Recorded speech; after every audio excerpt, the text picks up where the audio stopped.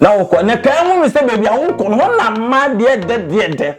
omo a even they respect you omo beba wo nanse omo beba wo fie omo ya tende ko de omo ba wo fie we de omo twa wo fie omo ba mpaebo omo ba we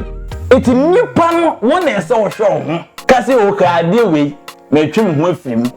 but industry na nkasa ebo man ebo bia obi afa movie industry etima make otimi hwe na busuafo. Yeah, therefore, shout out to everybody. Shout out to myself. Shout out to my mother in Accra. Shout out to my uncle in Ghana, Sampa, Bunahafu, BA, called Hard. Shout out to all my family. Shout out to all my fans. Shout out to all social media platforms.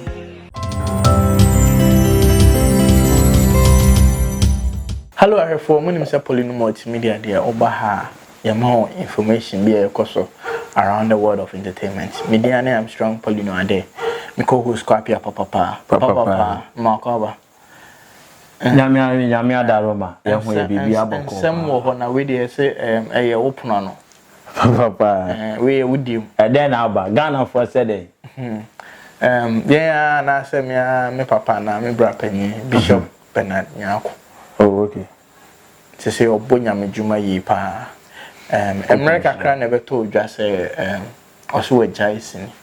My bigger quiz ne dada santo mu be YouTube ma and I still also a jai. And she said the other hwim ne say the entia we jai sinitwa ne say sinitwa no hana industry no. Evil. Entina we jai. Na ono no de nti obam ne se na nyame de ehon ne fa no so ma ne de bagi din se na be obetimi abonyame din e ma ne kwa akire onya followers ne from movie na no de be nyame djuma but sinina nkasa movie na nkasa itself ne de evil ne se mu nyina mu evil ye nyina ye evil. Because the team movies you produce be me bra pan me respecting no pa. Okay. Ono you be a industry no born home modern. Papa. Our industry no na ban acting na obi a or contribute to the industry say odi mu akotene pa ntim de me respecting no pa but asem na all can say industry ni evil no so no a fa ba bi no say wa answer no minim the entire or cancer. Okay. Once I saw because we evil no, and we need the woman into no cancer. But me yes sure say or because the whole industry no any evil. Okay. So cause the whole industry evil the enemy in yagene. Because say a from be cry no mete o kasa anymore. Mete ni ya was say Onyankopon mani be fa industry ni mani be chi din. Say be obi use e din no Eden. Wodi amanyame so. Wodi eden. Amanyame so. Wodi amanyame so. Tapani so ka saade a menene enya adwene. Say movie industry no evil. Senese. Enye we. Tapani.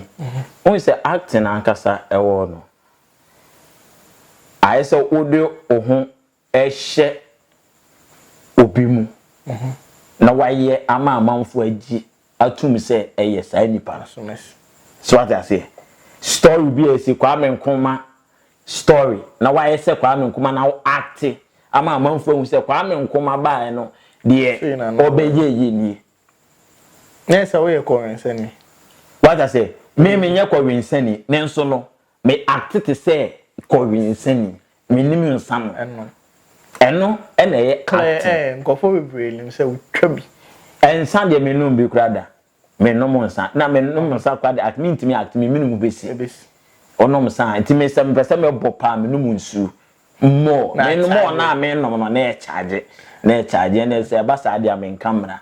act no one niam amiensa ye entertain ye educate and ye inform. All right. What must ye when so man penny lockdown we so ba be kan brofo what I say then so no owie ye no nipa dodo say na eti ase few people then I'm saying some na oka ye no yesi no pa hwe obi a TV so we so obohu near the we yes you no obi demonstrate obi act say nsuo ne bag pe nsu tene fansa hwe we na wo horo fa we afa sanitizer obi kwa hu sanitizer da so ka sanitizer obi hu bi da ne ye de a kire o say sanitizer say yesi eye acting obi kura say nyina ya bobbo dam ne so ye the max say hone na me pacho we na omoye no sabi eye evil thing me pacho evil thing me pacho lockdown we esi ohwe u show TV a wo so wo TV to ade be ne ma na hu 80% and 90% de ben acting intini nyina evil that be me pacho yesu film a ye acting ye me pacho aye ka si Jesus Christ say no be ye enema oyeye nie na say be ya afoforo mo munima ba Christ na ye me pacho evil me pacho evil ana enye evil it is all kan sa de a eni omra na o mechirichire mu ye ebia ma bem na fofo thank you after bra panyima memra ho oba acting ni mu a adwuma bia no mensan wom adwuma bia no adwaman ewom adwuma bia no ye won konkonsanfo wom adwuma bia no ye wo obi suban bia enye ewom me pacho bang adwuma eye evil anase enye evil me pacho obi nye bank manager enye fraud ebiye pacho bank adwuma eye evil but say nipa na ono ekoye fraud no on e man ye den oye evil what man say eti acting na e won enye evil enema pa ewum ya nya acting say ye de ba be say nipa ana ye nya acting say de bebo adwaman it was say acting no say ema wo mu a definitely ema wo but it's up to you say wo kwakopon ba bi wo mu ana say ompe it's up to you so ba no obi a eba acting mu a obi a wa adwene a odeba obi also stars no omo permanent oba no ode oba obenya ma amo obi wo a onso oba ode isika o mbe acti a menye sika obi so oba waso we anka me passion na me pese me ye de pa we so pese me be fam na me ye de ntukwa we so pese me ye stars of one na fofo na amanfo hu me obi wo so pese me ye film obi a wa adwene botaya ode ba intindi nyina ya behia no eye obia ni nisu suban ene ye dia behia mu wo ho so what ma say inti so oba acting no obi oba bi oba on me say director ene betima aboa me no de ho ama director no wayo kama next time say oba foforo beba director no be sin hu no me ba say director no be sin hu no obe sin hu no yeah obi hu no inti wo ma wo ma so ma wa ko hu get foforo so ma ma inti no obe sin awi no no de onu se twa foforo be saba director no oye den so adwamanfo thank you and you want director bi wo ho a on pe oba bia ofeti because on wo dwene adwuma no ho a che na kono thank you when you are the nepa it wo ba no bo se na adwuma atro kan and you want director bi wo ho a onim se we ne betima ya ode wo beye onim se wuntimi ya on fa wonye what man say and you want star bi wo ho a ono so no on pe ma ene wo star bi so ho a opema to bia enti eye nipa ni su ban a wodi aban industry ni na wonti me emeka nipa ba ko pesu ana nipa mienu bi su enka because industry we Christopher a Christopher am sun nyam yankasa me so many years about 10 years am ko Kumasi da me ni obia na wo set so da me fa Kumasi get da ye me pero no obi so ba mu enne o twa once ni wodi ya ribe 30,000 na kre bra penyi what ma say o bra penyi so won ti asia pa me pa cho cocoa board e ma ni ho ndo be cho say yen wo mo nti cocoa board adwuma e evil enye evil but nipa na ewo mu no nipa no esu obi ani nisu director bi wo ho se bra me nwe wan samafo adwuma director nisu enye adwuma nisu nti hu ne senga o senka bishop specifically okay ebia wo basi ne adwuma mu a ebia adwuma wom na kan wi se bebi aba oba ne be ma wo bi adwuma wo ho asori bisa ho se movie industry mad do sen ne wo ma ne asori de mad do sen ne wo ho o compare to na it went to man show ho wo industry nim sa man kakra we a asori dem na bet man show it is okase mad ya se bia wo ba ye no wo be re guess no e wo industry no e na ehun sunsanso o se obe guess na e bia obe re guess no e na ehun sunsanso e na bia o ka ho asem de ya fine na won ga mti so wo ba ha e na bia guess no omo ho efe omo ho ye akono nti utimi wi bia e na ne wo so wa ma nsa so fine na wo ko na kan mu se bia wo ko no na ma de omo a even they respect you omo beba wonase omo beba ofie omo ya tinde kwado omo ofie we do omo twa ofie omo ba mpaebo omo ba we eti nipa no won ese wo hwe ho kasi o ka de we metwem ho afim what matter but industry nankasa no ebo man ebo bia obi afa movie industry etima make otimi hwe na busuafo okay one for evil thought one for boni biem e won say adwuma bia na aduro wom ye obi no wo mo na maduro so na ye obi wo mo na maduro so ana bra pan me boa industry na da star bi adu obi kura kwaduro se me mpesa asumasi oba me na kosoro brenase na me memra e wom me nche me ne watinje e wom mututia mo ho ye mututia what must say a woman and your word Christoph won so muslim na mo hwe John Pra or your actor a woman and idea opportunity cry a woman ne say na me chade say a Christoph won be yemo a boni ne woman be den less it a Christoph na mo yere free me na I den I say any so motimi dwene ho. You are the light of the world. Baby amoko bia mo ye han. Mo de han ne edi manim no e de ko. Sum no eni power e wo han ne so. Tinyame adom kra nyan kopon gosra wo me so amun se industry no se ne tie no mo kwa mo bewura mu a e wo se mo light ne e hyen e wo. Ne kata sum ne so. Yes, now the man ho kwan masum ne kata wo so a. Se ne we defeat you. Something else was uncle baby. Entimin defeat han.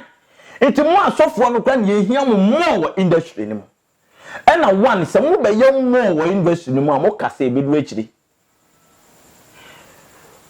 Apostle John Pra bisan se movie industry na boa na emoa no. I think it's a pen on the line and thank you. Now John Pra gina ba bia respect e wo no eso o kasa amanfo tie because yinim no. Opa ma John Pra emra area ne ma sofo bi so mra area mu a ne hwe difference John Pra bi amanfo bia John Pra bo bia beba whatever message be Nyankopon dia hye wakuma mu o de yam smile no obetimi dia mo easy bra penya na mboa all in the name of say ukonya fame free inva movie industry amaudi ena bibia nso no Nyankopon ma odin no eye me de so kan bibi wo so Nyankopon ma ne be fra mu se be ye obenya din no wasan de yi na ye ena e me de no obe take advantage because we are seeing bibia wo ye bia no e say finally no ubisa won say opportunity o Nyankopon de ma mi e den na me de ye de abo Nyankopon me manager bi father otaka asem bi say that's right theory size a theory be our phone na e de manual na ma na we ready say we be phone say be but say oh yeah the phone na nkasa ma na we o demonstrate na we say e say a who na faster than say theory o ka theory na obeka so oboa nti say we gina puppet na we preach say o ye bone abekọ nsem je mo ye say abe say na say o de act and I say o de act people will listen they will not sleep no a tongue of 3 more than the theory now or catching. To me there, I believe in practical more than theory. Thank you. That penny say osofu bia oni acting adwen wo di trim bia so wo de okasa obesa demonstrate no waje ne sa achiro ode adwen no story na oka no ode acting na come so obesi amontu wo to me follow story no what man say it acting na kasa na eboa say even a sorry kra okom no omo ye acting na ebeboa nti na yewo Sunday school na Sabbath school youth maybe o ma be play we say be ye be yenkom ho kakra hwe wo the acting we this generation the obonsam target young generation for youth no and what target you enti no asore no ese mo so mo ye word na mo tamoma youth no ani eden mo ni nko mo ho ese mo ye music concert ho acting and awards bebre ebia ese asoro no mutimi organize mo award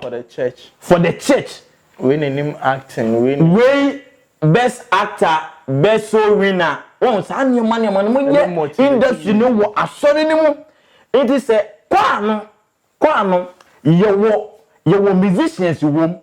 awards a woni me nyoma be out rapin mo betimi de nyankopon asem no ye won grofo bi obo akonfo o ma be gospel musicians you go on to gospel they are not singing according to the word of God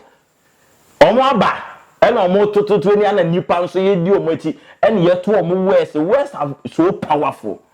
but any nyankopon asem no ebra thank you enko what man say it ya sorry no sebe mu di nyankopon asem no bani ese mo nya se acting so we be oboba mo ye na mo pese mo demonstrate say my Jesus Christ yes ya no wa mo abeye omoni beji acting no wa sori no mu so mo se aware se obi ho a oyo Kristo ni nanso ha no be no Kristo beto kofia na akra otene nchen no na otete no e mo an mo abeda obe acti bi na mo de educate amanfo na kra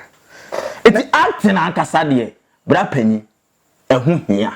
all right next final words adema papa Bishop Eden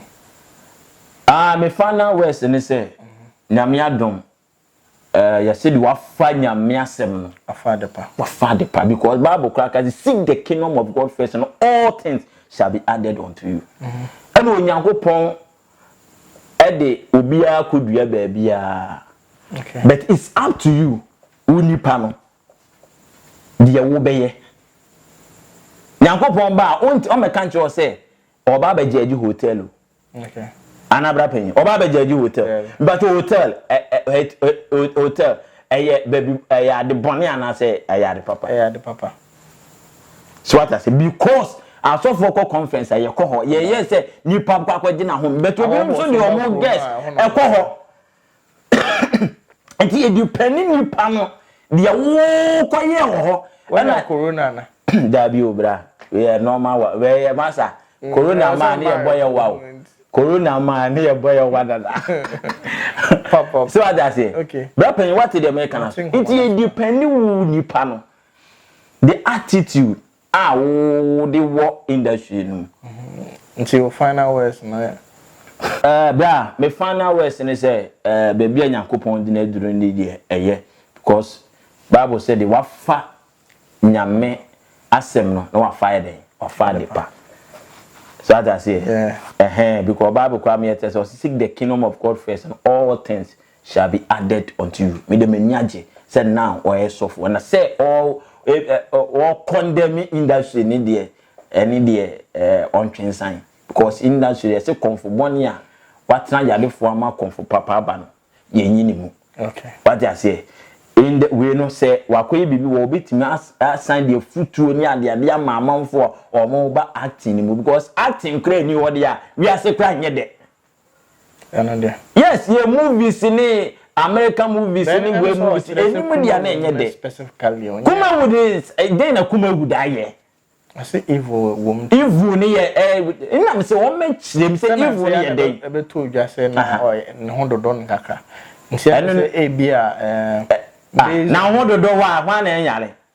You persons of the yale no then spiritual and be spiritual near day. Attack. Obin a tono. Obin a tono. Oh, one pie now on to comment back. Since in our bomb pie no a tono.